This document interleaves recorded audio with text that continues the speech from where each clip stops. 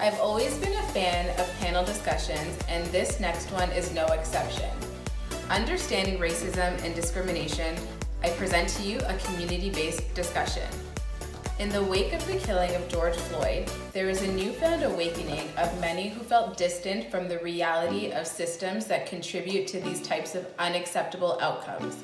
The Floyd video footage announced to the world that the current state of affairs cost Black lives. In this panel discussion, the panelists will explore what's at the core of systemic discrimination, explicit biases, and what is necessary to drive institutions to better resolution. Please welcome our panel members and our community-based discussion.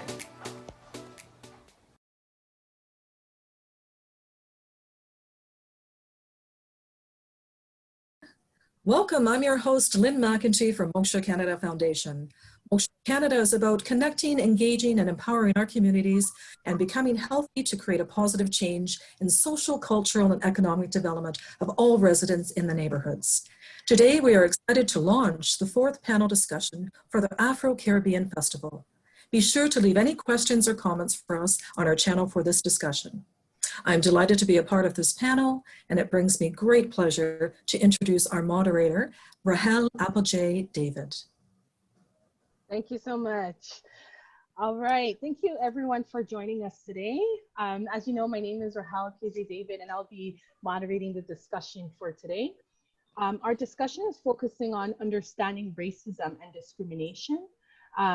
We're just having a community-based discussion on maybe some questions that you have asked yourself or you've heard discussed, or maybe some questions that you didn't even think of. So I'll go right into it and introduce our guest panelists. I'm going to start with Dion Wright-Poulton. It's actually Dr. Dion Wright-Poulton, sorry. She is the Chief Diversity Officer at Care New England Health System. In the US, she oversees diversity, equity, and inclusion endeavors involving over 7,000 employees and many thousands of patients across 3 different hospitals. She's also an expert on diversity and inclusion, on unconscious bias, and transformational adult learning and behavior. If I tell you and read the entire bio, we'll be here for a very long time, but I wanted to focus on a few things. One of the highlights about Dr. Poulton is that not only does she have experience in the US, she's actually from Canada, from Toronto.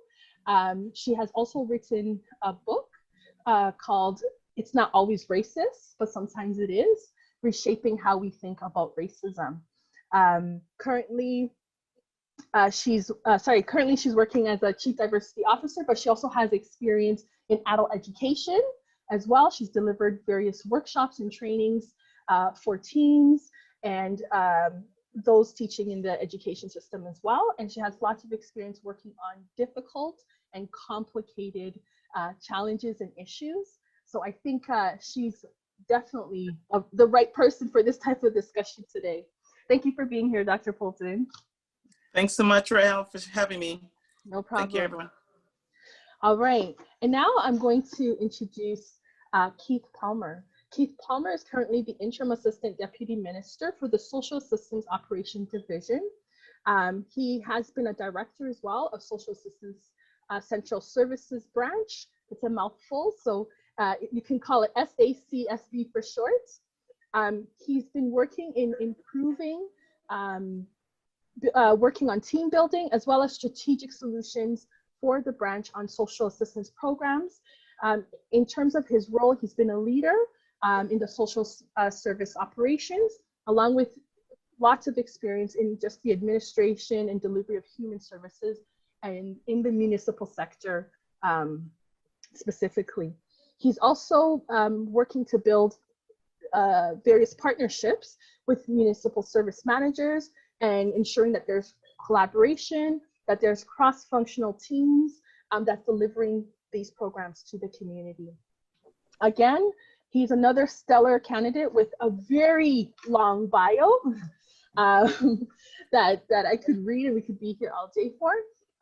But I'm sure there's so much that we can learn from him and his direct work with the community and leading teams that work in the community. So thank you for being here as well. You're very welcome. Welcome. Very excited to be here. All right, so I'm excited to hear what everyone has to say. I have a whole bunch of questions and I know I'm not going to be able to cover all of them. But I think since our discussion is about understanding racism and discrimination, can I start by hearing how do you, maybe Dr. Poulton, I'll start with you because you have your book. How do you define racism? So through my research, I actually came up with a pretty simple definition that was created back in, I think, 1979. And the equation is racism equals prejudice plus power.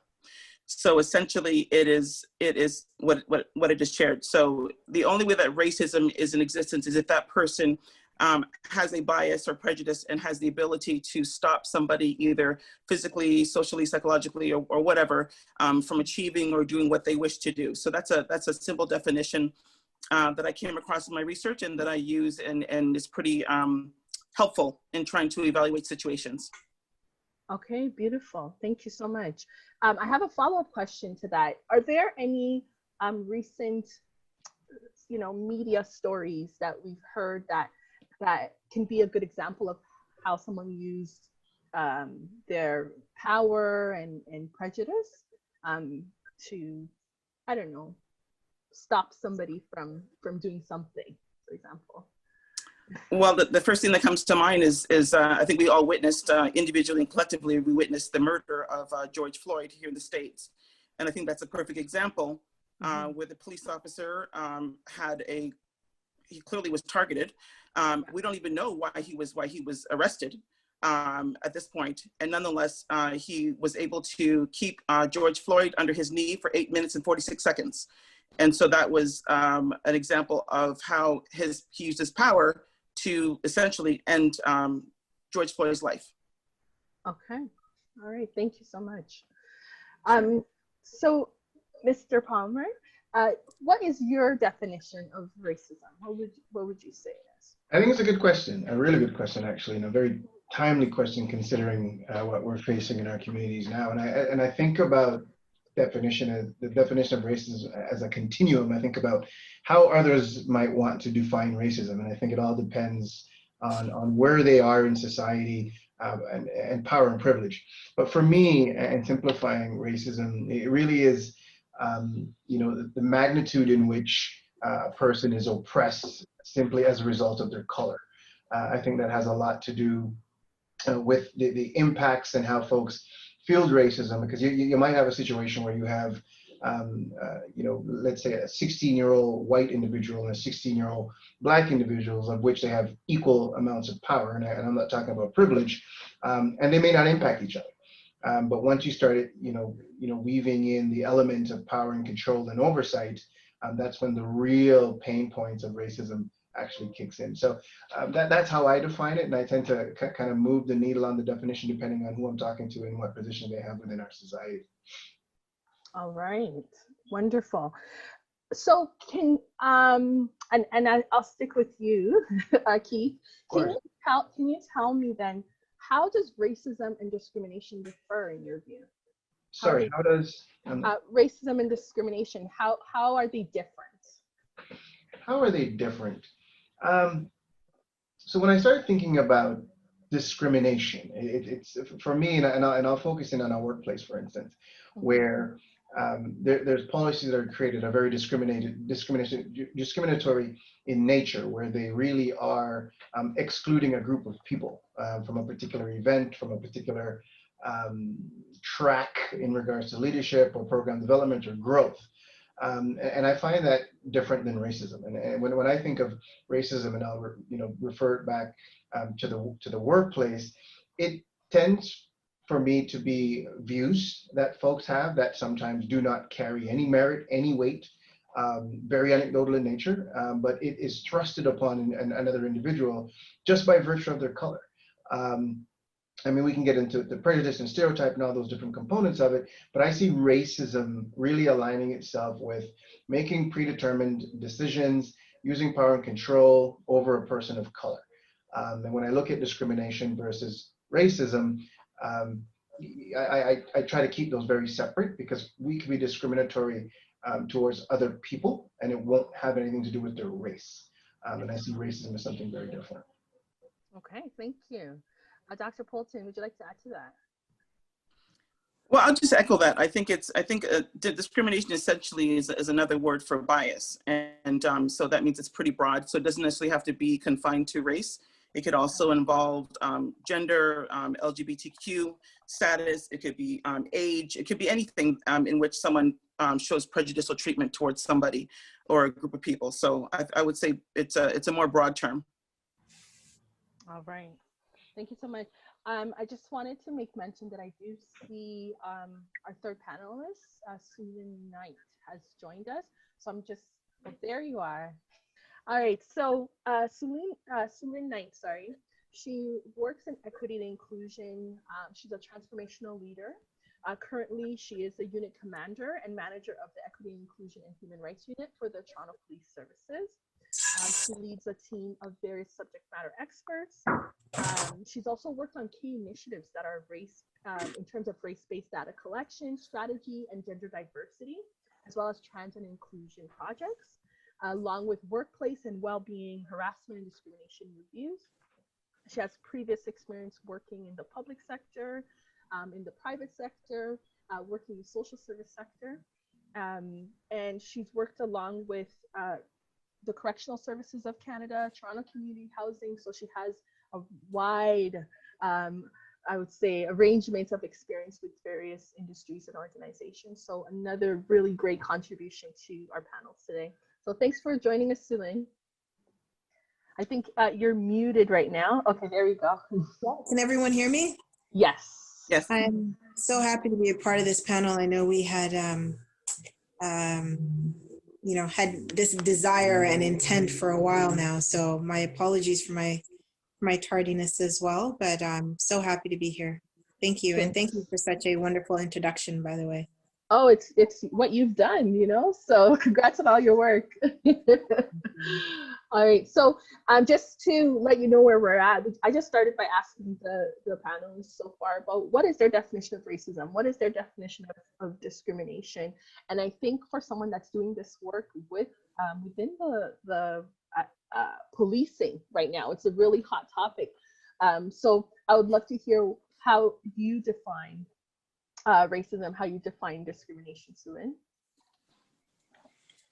Well, the thing about it is, unfortunately, there's a belief that race predisposes us to certain attitudes and beliefs and ways in which people express themselves, and or levels of intelligence, and or what people have access to or rights to, unfortunately. And we know that that's not the case. We know that it's socially constructed. You go to different geographies across the world, it means different things. For example, brown here, again, a construct means South Asian. You go south of the border and you're in the US, and there's a different context when you say brown. You're talking about Hispanic or Latino, Latinx people. And so, but again, even the understanding of what that means changes. People's experiences based on something that was determined by others, unfortunately dictates where people end up in life. When we look at COVID right now and what happens to people, you can see through the disaggregation of data what's happening across racial groups as a result. And so we can see systems failing on the basis of race. But again, this socially constructed thing that provides access and opportunities to some, provides detrimental outcomes to others based in things like implicit bias, structural racism and discrimination, the policies that exclude others, whether intentionally or not intentionally. We're seeing some changes to what legislators are now saying is systemic racism. And now people are having that broader conversation with, government policies, which is great. But these are the same policies that we're talking about that's had disproportionate, disparate income impacts for so many people for so long. And so again, when I try to explain that in our training sessions that we do within Toronto Police, we talk about anti-Black racism, we talk about discrimination against Indigenous people, and describe exactly what that experience looks like. Because sometimes when we use just only academic terms, it goes over people's heads. Yeah. And so what we find, particularly dealing with people who are, on the front lines, supporting and providing services to communities, really providing tangible examples of what that actually looks like. Yes. And is super helpful for people to get it. Thank you. Well said. And actually, that bridges nicely to my next question. Keith, I'll pose it to you first. So first, a general statement, kind of connecting what Susan has just mentioned. So we're aware of the systemic and the deep-rooted biases of discrimination in our society, but we need to move forward, right? And I think all of you are in that work that you're doing is kind of pushing forward and trying to break all those systemic barriers. So what are some solid solutions? How can we move forward? Or is it possible even to change these social constructs that have been created? And if it is possible, what would that look like? What would recreating that or fixing this look like? I think there's a number of approaches that really attack the current construct. And, when I think about the role of legislators and policymakers, I think the number one area where we're going to start to see an impact and action is just exactly there. Changes to legislations, changes to policies, wherever they may lie, that focus in on equity, focuses in on equality, and takes an opportunity to create safe and brave space for folks to be able to excel. I think that's one area where we have to make some changes fairly quickly. The other areas when I see, and I know it ties into policy in a way, but is in our HR practices inside the workplace. I think that's where there are a number of gaps that have existed for years that are just not being addressed, and are cloaked beneath the ability to communicate to an individual that may have been unsuccessful in a way, specific to employment, specific to leadership development, simply under the cloak of you just weren't ready. I think those are some areas that we definitely have to address.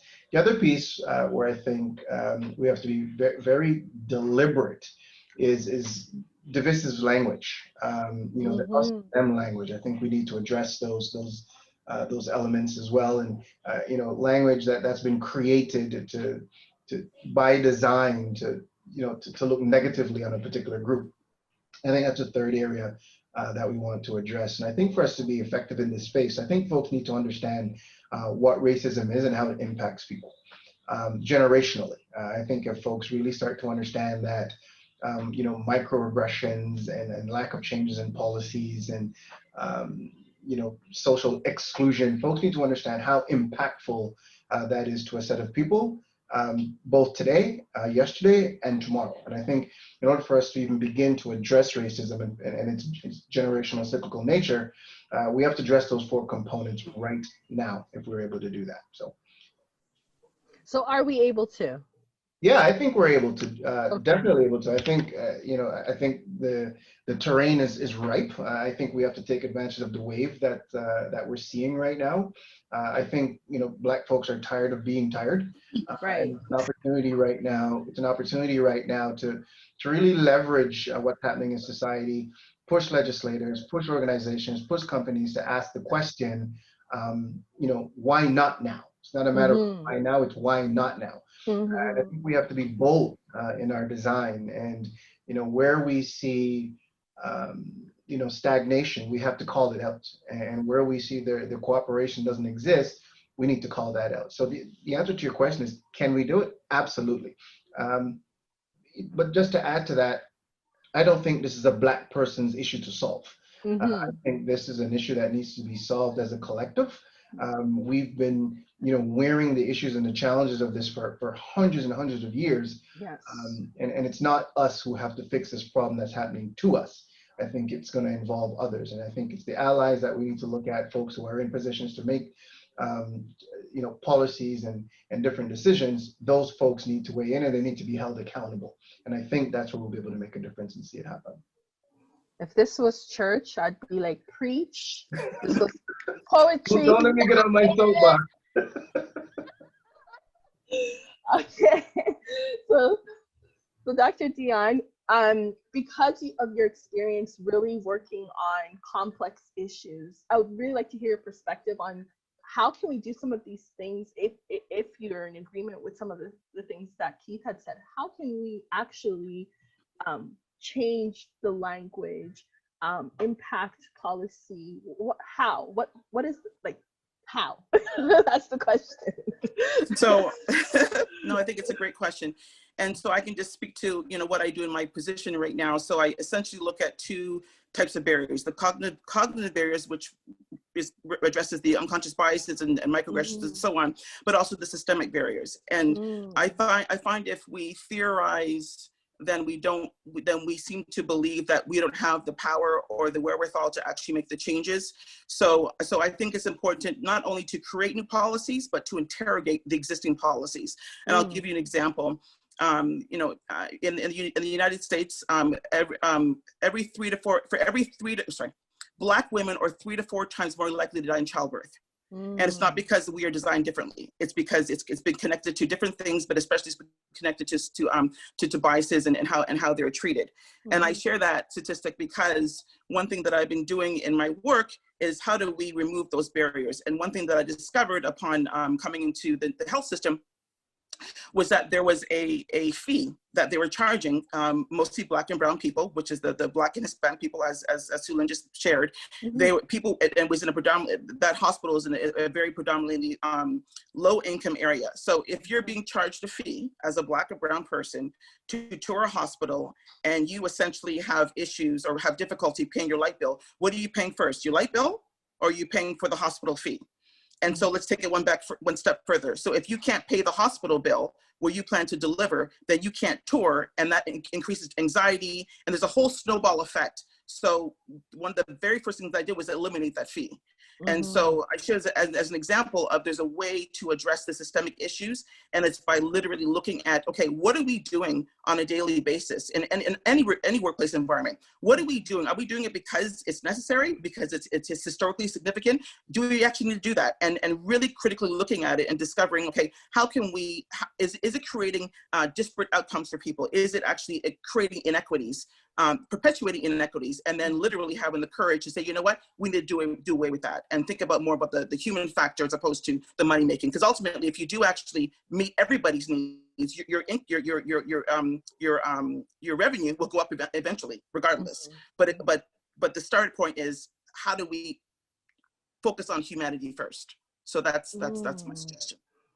Wow, powerful. Thank you. So ask the right questions, focus on humanity. Right? That's how we do it. Thank you. Sulan, did you want to weigh in on any of this, or you're pretty much in agreement with the other two panelists? Well, yeah, I'm nodding and kind of like to your point, I feel like I'm in church. I'm sitting and I'm like, yes, and that's sometimes when I'm asked to participate in these sessions, I'm also, you're giving of your area of expertise or experience and what you see and what you do on a day-to-day basis. But when I hear others also talk about their lens and their perspectives and how they've been moving the dial and moving the needle, it's so helpful for me too to stay inspired. And I can't tell you how much being inspired right now means to me in doing this work and trying to address these inequities that we're talking about. Because you're on the forefront, you're seeing the impact to communities, you're seeing the impact to your own family, your friends, your colleagues. And at the end of the day, how do you continue to be that one, to live in that skin, to do the work you're called to do, and at the same time be innovative and be inspiring to others and motivate teams and all of that in the midst of a battle. And so again, I just wanted to say that I'm grateful for spaces like this that are reinvigorating. The other thing I want to say is that, to the point around what are some of the things that we can do, the collection of race-based data, race and identity-based data is so key, because people would often say, well, how do you know that that's the case? That's anecdotal, or that's subjective, or that's how that community might be feeling. It's far from the actual reality. So, part of our fight for social justice really is the collection, not just the collection, but the analysis of the data, but building the results of that data in something actionable. Because you don't want to just display data and collect people's information just for the sake of doing it. The question is, how are you building that into your policies and practices when you do identify the disparities and disproportionate outcomes? As a result, how are you involving the community in moving forward around the sort of change that they also want to see and need and feel?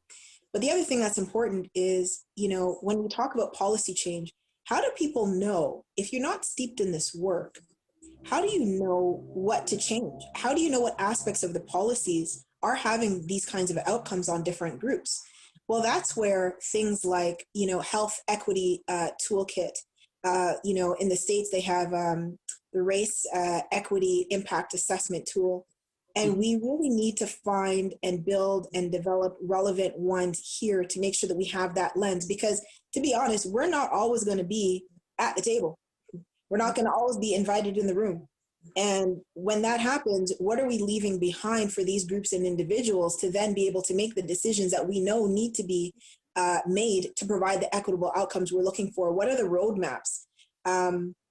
And so those are some of the things that, between the data and proper analysis of the data, which is so key, but also, again, having these tools to help.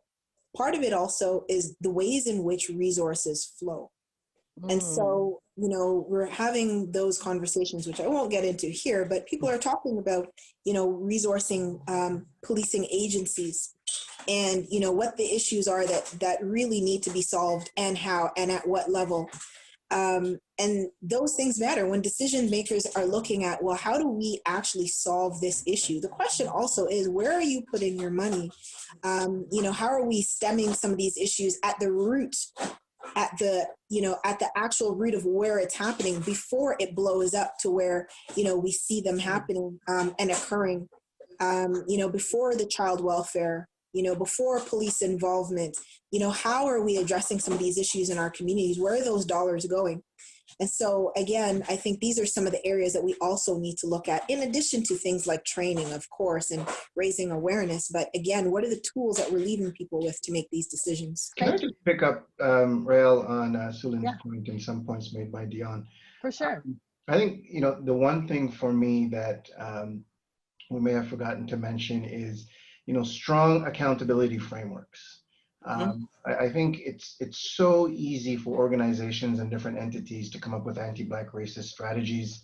And it's a great starting point, and folks tend to believe, okay, we're starting to see some action. And then we recognize that it starts to die out, and it was as though it was flavor of the month.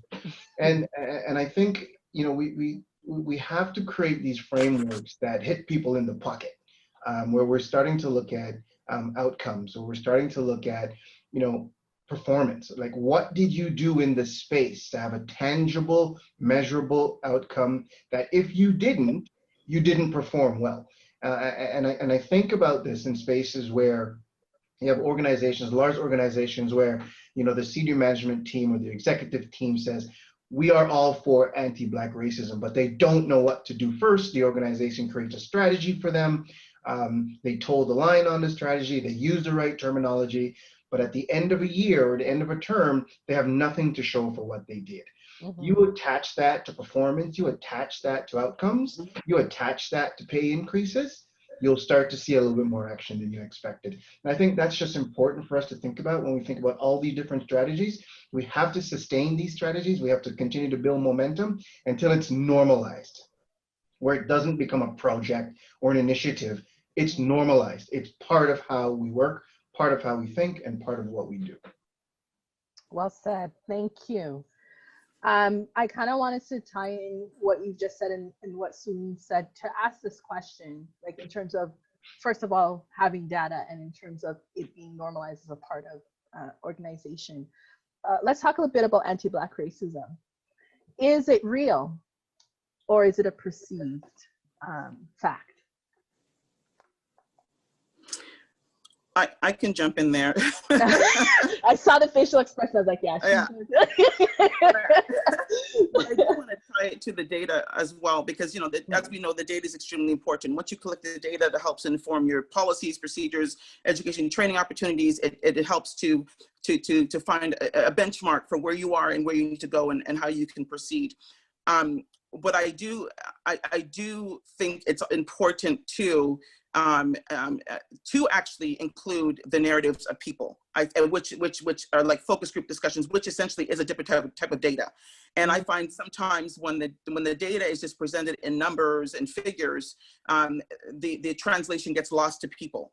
And so I think it's good to have that coupled with what people are feeling, like what are the impacts of people's rules and regulations or whatever policies, and how, and what are the people actually experiencing. So that's why it's important that people get out of their ivory towers and they actually get to the community where they're trying to help people, so to speak, and find out what's happening and actually get them involved. And then you also mentioned being at the table, so which is extremely important. I will say proudly that I am in the C-suite, so to speak, in at Care New England Health System. I report directly to the CEO of all the hospitals. But even there, it's also, I'm in the room, and I made the analogy at one point that sometimes, you know, my distance to the table varies at different times according to someone's fear, someone's discomfort, and sometimes whoever's involved in the situation, whoever just makes a decision, and they should be held accountable, to use Keith's word, but oh no, that person's kind of close to that person. So now we have to kind of be intermittent in how we apply accountability. So it's an ongoing challenge, and I'm sharing that because I think as Black people, to go back to your question, we cannot, our experiences should not be minimized. And I always say that if that's the way we feel, who is somebody else to tell us that our experience or knowledge doesn't mean anything? That's how I feel. And so, and sometimes people they will say that that is something is racist or not, but nonetheless, it is important that everyone's experiences get validated.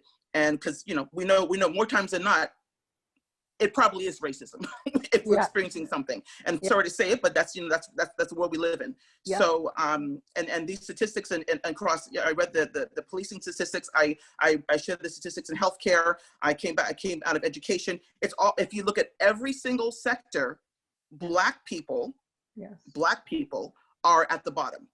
Black people are disproportionately being mistreated or singled out. So it's not this fictional thing. It's a real thing, and it needs to be addressed.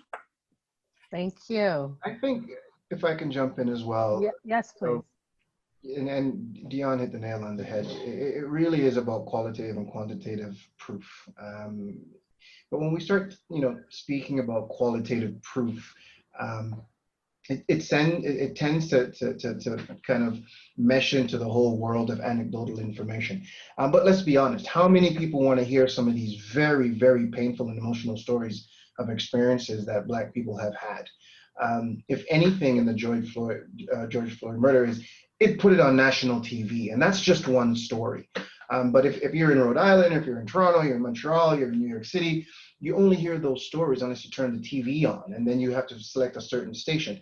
The point I'm making is these stories are so real and happen so often that if you were to actually shine a light and you know, take an inventory on all these stories, it would be so hard to fight the fact that racism does not exist.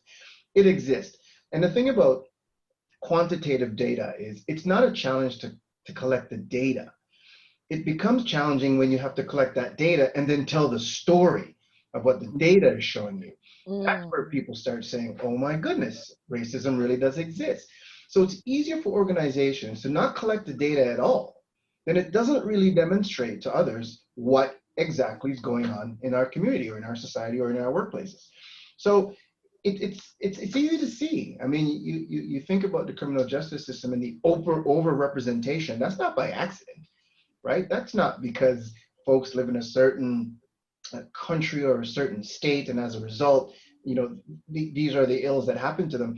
there is truly an overrepresentation, and if you work that backwards and you look at the qualitative approach, the quantitative approach, you will see that data analytics and the real stories that are taking place are driving and good enough proof to demonstrate racism. And I just see it, maybe because I'm 52 years in the skin, why it's so easy for me to see, because I see it and I'm looking for it.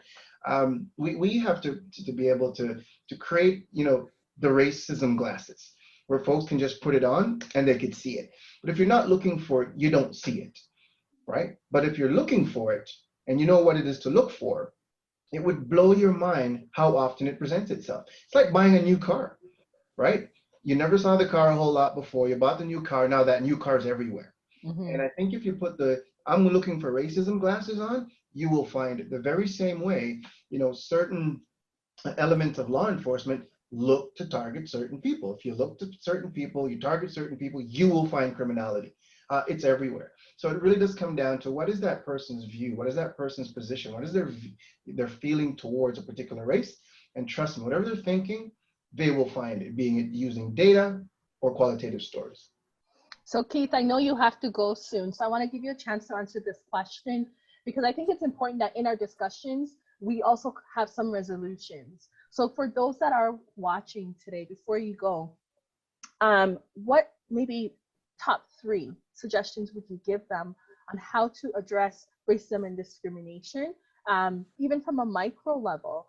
If they observed it, like you said, they put on those racism glasses and they observe it, now what? I would say number 1, recognize it and become aware of it. If that takes a little more learning and education to figure out what racism is, then start there. I would say when you see it, call it out, no matter how big, how small, if it's micro or if it's systemic, call it out. Don't feel you are powerless in that space. And I think the third thing I would say is believe in your own voice. I think systematically we are led to believe that we're only one voice, and as a result, we will not make a difference, or we will not impact some of the ills of our communities or our societies. I think we need to be bold in that space. And the fourth thing, and I know you said 3, is where we can tap into allies, we need to tap into those allies. Because they exist, they're there, but quite often don't know how to act and how to assist in this space. So I think for me, that's the 4th element. Where we can find these allies, let's find them. And this is going to sound a little bit weird, but let's use them, right? In a way that addresses our agenda. And to me, those are the 4 elements that I think, just thinking very simplistically about this, that need to take place before we could even make any change at all. Yeah, and I think that they're actionable. They're actionable and they're not too daunting for anybody that wants to be able to. So awesome. Thank you. I may drop off in about 2 minutes if that's okay. So forgive me. This has been so much fun. Okay. Yes, we really value your input. So yeah, I'm glad you gave us that. So you're welcome to go whenever you need to. So sorry, I think, did everyone have an opportunity to answer the anti-Black racism? Is it perceived? Celine, did you want to contribute anything to that? I know you're all about data, so I don't know if you want to share anything from that lens. I found your question interesting. I kind of chuckled when you said, does it exist? And I'm thinking, I know my parents are from the Caribbean, but how their parents got here literally was due to a large-scale anti-racism project, right? Forced migration. So, but the one thing I want to say is, talking about the historical context is so important. When we talk about the quality of life and experiences of Black individuals now, we're talking about things like people feeling like they're under surveillance. We're talking about, microaggressions and stereotypes, and, whether it be the criminality of Blackness, or, whether it be the over-sexualization, whether it be the images of Black individuals being threatening, all of these stereotypes are coming from slavery, and they're embedded in policies now. They're embedded in practices now. They're embedded in, when I see in certain malls that they have policies around, it's like congregating. You'll see that, for example, when I used to work in Malvern and when I used to work at some community organizations in Rexdale, you would see that But you'd be hard pressed to see those same policies, the conduct policies, standing right in front of the entrances of the malls in a place like Sherway Gardens. You know, and again, it's who are they targeting? Who are they talking about when they talk about you can't congregate? I mean, these notions of Black people coming together, causing mischief or trouble, or, you know, there's going to be an issue. Like, where do these notions come from? So, you know, what we're experiencing and our quality of life really is part and parcel of this legacy of slavery that we've been given, that we continue to deal with to this day. I like that you're bringing history into this. It's very important. I find that just when talking about anti-Black racism or racism against Black people in general, people want to separate history from what's happening now. Okay, slavery's over, but there's still a lot of things still connected to, like you said, a lot of the laws, rules, and so forth that are still connected to a lot of the beliefs and policing of Black people at that time. So I think we have a little bit more time, so you guys just let me know when you'd like to wrap things up. But in speaking about these things, and I don't want to put you on the spot, Sulin, but one of the questions I did have for today was just to talk about the idea now that because of the racism that's been experienced, especially this year, 2020, that one of the ways to address it in terms of policing is to defund the police. What does that actually mean, defunding the police? I've heard different things, like some people are saying we just shut down the police altogether. Other people are saying, no, we take some money away and redirect it to the areas that the community needs. And even if we do that, if we defund the police in any of these, ideas, will it address any of these? Will there be any changes for the Black community and anti-Black racism? I don't know who wants to start. I mean, Celine, you want to go first? Sure, I will. Yeah. I will state my own personal opinion, not on behalf of the organization. Yes. And I'll just say that policing is a system. It's an institution. Mm-hmm. And of course, it's one of the institutions whereby, officers have the power to take away life and liberty. That is a very real thing. But it's one of the systems that is, our community experiences disproportionate, and the data demonstrates that outcomes and impacts. But it's also a down the line system. Babies don't come in contact with police per se. And so, we have interactions with hospitals, there's interactions with the school system, there's interactions with child welfare, there's so many systems. And believe you me, when I'm saying, I'm not taking away from the impact of policing at all. But what I'm saying is when we focus just on that one institution and say, well, if we defund here, that's going to address these issues. And I'm thinking, actually, when we talk about quality of life and healthcare, and Dion, you were talking about very early experience of someone giving birth. And that anxiety in bringing their child into this world and not even having the opportunity to tour a facility or having to make those kinds of judgment calls, even from then, it's like you're, you're experiencing a certain quality of life from in the womb. Yeah. And my question is, how do we look at all of these systems together and how we're resourcing and funding these issues, period?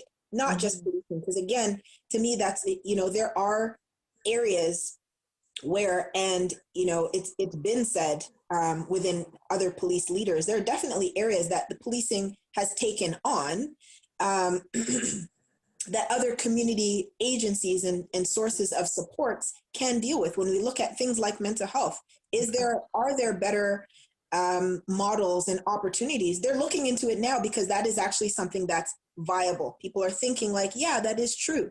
I mean, if somebody is in crisis, are there other supports that can adequately, affect that person and have better outcomes than police who are trained in a particular way to be able to deal with that person dealing with crisis? But again, my question is, that's one system of many that we interact with. When we look at how our children are faring in the education system, and when we look at graduation rates, when we look at child welfare system, and you know, the fact that some parents had experienced teachers calling child welfare because giving their child a roti, for goodness sakes. You know, the fact that these types of things are actually happening. Sorry. Yeah. Sorry. Yes. That happened. Yes, they said it That wasn't a happened. nutritious meal. They felt Yeah. that it didn't have enough nutrition for the child to be eating that at school. Wow. Yeah. Yeah. And What and district child was that? therapy. Sorry, where was that? I apologize. Where was that? Toronto. In Toronto? Yes.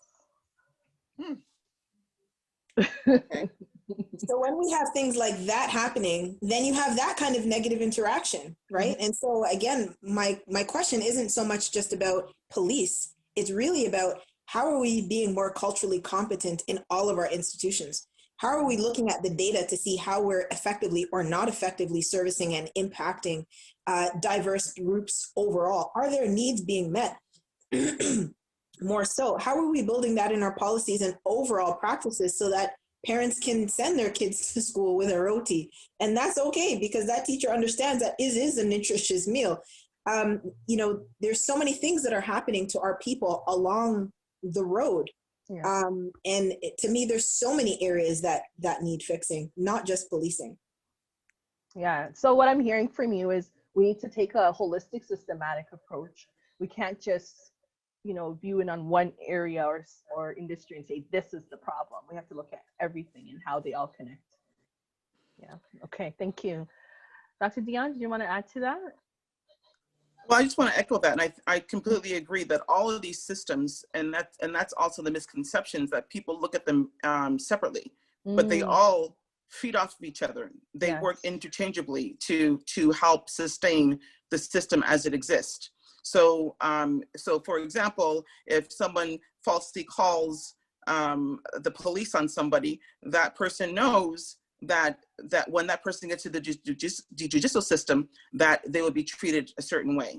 When a teacher decides to criminalize a kindergarten child and says, oh, this child is disruptive, whatever, they know, having gone through having taught at Toronto Board, that if that teacher decides at kindergarten to declare that child disruptive, that gets in that child's file. Yes. And that stays with that child all the way through elementary, middle school, high school, and before they even had a chance, they're already being labeled. By the way, that also transfers to any siblings they have in the system. Exactly. They will also say, watch out, because That's right. they're from this family. So it kind of puts a cloud over the entire family. That's right. And then similarly, the same thing happens in policing. Something gets someone's police record, it stays with them. If someone, even in healthcare, if someone says, if a woman comes to give birth at a particular hospital and she's deemed, a drug user or something, that's whoever decided that, whether with knowledge or not, or maybe it's just a prejudice, that stays in our file. And then when it gets to the next person, that person then prejudges them. So there are definitely similarities and parallels across all of these systems, and they all work together, unfortunately, to create this outcome of inequity. It's not by chance. And I'll share too one more point, that we need to stop criminalizing. I think Sulan said this. We're criminalizing Blackness. Just by being Black, we are considered less than. We are considered criminals. And I say this as someone. I can be wearing a suit and go somewhere, and I'm presumed to be doing something that's not fair and not kosher, so to speak. And I'll go back to George Floyd for a second. Do we even know why he was arrested? I think he passed a dummy bill or something. That is a social issue. Just peel back the onion. If he had a $20 bill that was fake, why did he have that? Why did he try and pass that? What did he try? Maybe he's trying to survive and buy something, and then he essentially turned into a criminal in that moment and lost his life. So that goes back to the point about people being trained, police officers being trained to look at things not necessarily as a criminal issue, but also as social issues. And so there should be, and actually in some places, actually one of the hospitals where we have programs where the police actually ride with the social workers and vice versa. So when stuff happens, they have both lenses that can go and approach a situation. And it's extremely important, and that helps to mitigate bias and to reduce those kind of outcomes that are really, really hitting the Black and brown communities disproportionately. Wow. Wow, I'm speechless right now. I just feel like there's just so much going on. There's so many, like you said, I mean, like layers to everything. And sometimes when I think about these things, when I'm listening, when I'm having conversations, it feels overwhelming. How can we address these issues one by one, or in a way that feels like we're making progress, or we can see the progress? Like Sulin said right off the bat when she came in, that it's inspiring for her to hear what other people are doing, because I feel like sometimes the bad news really outweighs the good. So how do we keep going? How do we address this in a way that's not overwhelming? So I just want to say, and then I apologize because I will have to go. Yes. I have an event to attend, unfortunately, on behalf of someone close and dear to my family. That was a product of some gun violence in the community, unfortunately. And so thank you. But I only mention it now, as you're saying, you know, what do we do? I mentioned that in the context of self-care. If you had asked me, let's say even prior to George Floyd, I think I would rhyme off a whole list of things. We need to do this and we need to do that. And here's what's important. And I have to be honest with you, just supporting Toronto police at this time, in an age of conversations around defunding and systemic racism and George Floyd and all of that, just the toll that it's taken on me as an individual, as a person, as a Black woman, leading the Equity, Inclusion, and Human Rights Unit, a team of passionate, dedicated people that I need to find it in myself to find the strength to then turn around and inspire and support the organization, and then come back home and explain these things and incidences in the community to my kids.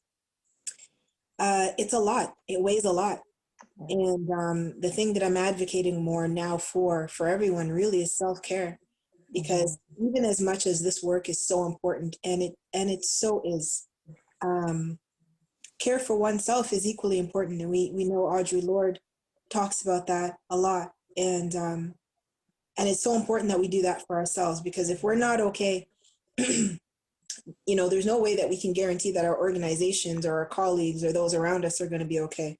And I think sometimes we leave ourselves out of the conversations. I would just advocate, if that's the one thing that I get to leave today, it would be to put ourselves back into the conversation, and also really take up self-care as a part of our justice journey. And I just want to thank all of you as well. Thank you so much. Thanks for being with us. Once again, sorry for your loss, but we appreciate you making time for this very important discussion. Take care, Sulin. Thank you. So Dr. Fulton, I'll give you a chance to answer, and then I guess we can wrap it up. Well, I think between Keith and Sulin, I think what they shared was beautiful. But one thing that I will just add and close with is, when we encounter other people who are doing this work, or just anybody whom you know has experienced any kind of racism, discrimination, I think it's important to ask how you're doing, how they're doing, and wait for the response. Actually, many times it's, how you doing? How you doing? No, it's how are you doing? Really mean it, and wait for them to respond. Sometimes the response is not just, oh, I'm good. Sometimes somebody needs an outlet. Someone needs an opportunity to actually share what they experienced maybe 5 minutes ago or an hour ago or whatever. But I think it's important to stop and to really, really ask each other wholeheartedly, okay, are you okay? And also feel comfortable sharing that you're not okay in that moment. And we mentioned history and dispelling that whole notion of strong Black women or whatever. No, we are entitled to the full spectrum of emotions like anybody else. I cry like anybody else. I get sad like anybody else. I don't have to be strong all the time. And so I make sure that anybody in my circle does not expect me to be that way, one-dimensional all the time, because that's an impossible thing to maintain and to be. And that's tied in a lot with the issues of like high blood pressure in the community and heart disease, all of those That's right. emotions constantly having to be strong. And I'm guilty. It's a difficult thing not to be strong all the time because it's almost expected. Nobody knows how to deal with you when you are being vulnerable because they're so used to you being the strong one. So if you're not strong, then they feel lost, you know? So That's right. so that's yeah, that's deep. That is so just to gather what all of you have brought forward in terms of some solutions is definitely you know, asking people how they're doing and listening for their response. Sulin also talked about self-care, and Keith also talked about the fact that, you know, we should also reach out to our allies. So I think, again, these are so practical and they're simple things to do, right? We're starting with ourselves and we're reaching out for the supports within and around us. So that's, I never thought that would have been a way to deal with racism and discrimination, but it sounds like a great start. So thank you so much for being with us today. I also appreciate all the panelists. I know as brilliant as you all are, you are also very busy due to your brilliance. Your brilliance is in demand. So thank you for making the time. And I also want to thank the organization for allowing us to have this panel as well. Thank you so much for having me. I appreciate it. It was good to be with all of you. Yes, and good to see you. You too. I'm the host for Moksha Canada Foundation, and we've been very, very thrilled to be a part of this conversation. We hope that we are making change moving forward and forward thinking as we shine light on all of these issues that we need to address in our communities. Please come together, and if you'd like to get involved with Moksha Canada, please subscribe to our social media pages and follow our news. We encourage you to get involved and share your talents with us. We look forward to seeing you next time. Thank you very much. So that's all we have for today. I really hope you enjoyed the show. J'espère que vous avez apprécié l'émission d'aujourd'hui. Please don't forget to join us tomorrow. We have more food, more performers, more songwriters, more talent, more everything in this Afro-Caribbean Cultural Festival. Please follow us on Instagram at Afro-Caribfest_ and as well on Twitter at Afro_Caribfest. I will see you tomorrow.